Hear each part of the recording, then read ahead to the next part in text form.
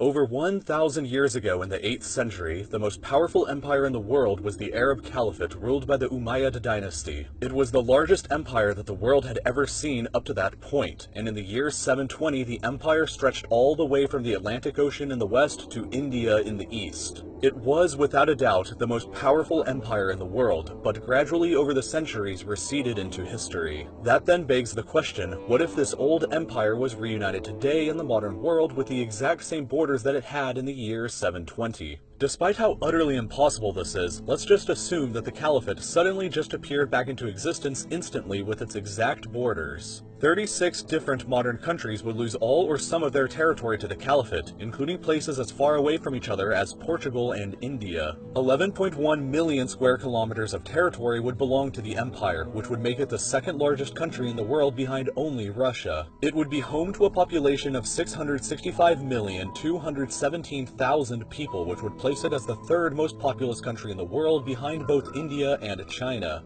Compared to the recreated Roman Empire that I did in another video, the Caliphate would have a similar but slightly smaller population. Something interesting that I discovered while doing the research for this video was that despite the empire being called the Arab Caliphate, Arabs themselves would only form a plurality within the country at 46% of the population. It's easy to see why, since the empire covers an extremely diverse amount of land, with Spaniards and Portuguese over here, Turks here, Kurds here, Persians here, and Pakistanis and Indians over here in the east. Arabic would be the official language spoken by a majority of the population, but Arabic itself is quite different from place to place. Arabic speakers in some parts of North Africa, for example, are completely incomprehensible to many Arabic speakers from Syria or Iraq for a variety of reasons. Perhaps every variety of the language would be considered as official, but overall Arabic would remain the most well-understood language within the borders of the empire. Of course, from the title of this video and the area of the world that we're talking about, you probably were safe to assume that Islam would be the dominant religion within this empire. Islam would be represented by 85% of the Caliphate's modern population, divided between 64% being Sunni and 21% being Shia. The Caliphate would also have a very large Christian minority represented by 9% of the population. Jews would make up 1% of the population.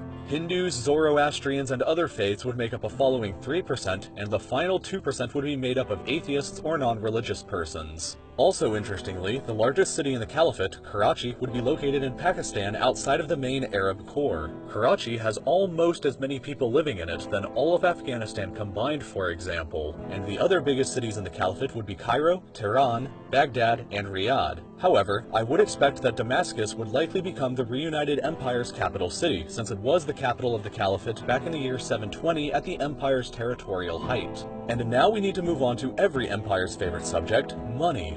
The reunited Arab Caliphate would have a nominal GDP of 5.34 trillion US dollars, which would mean it would be the third largest economy in the world, overtaking both Germany and Japan, but remaining behind China and the United States. But that's actually a pretty high-valued economy compared to other empires that I've covered in the past, like the Soviet Union and the United African Continent, for example. However, the Caliphate's nominal GDP per capita would be down to just $8,027 a person, which means that the living conditions for the average citizen would be roughly the same as it is for the average citizen in China today. Of course, since the Caliphate would absorb entire countries like Saudi Arabia, Iran, Kuwait, and Qatar, it would instantly become by far the world's largest producer of oil. In fact, nearly 30% of all the Earth's oil production would be controlled by the Caliphate, which would give it an enormous leverage on the world stage. The other tool that the empire could use as leverage would be its massive military, which would become the largest in the world with 4,214,000 active-duty troops.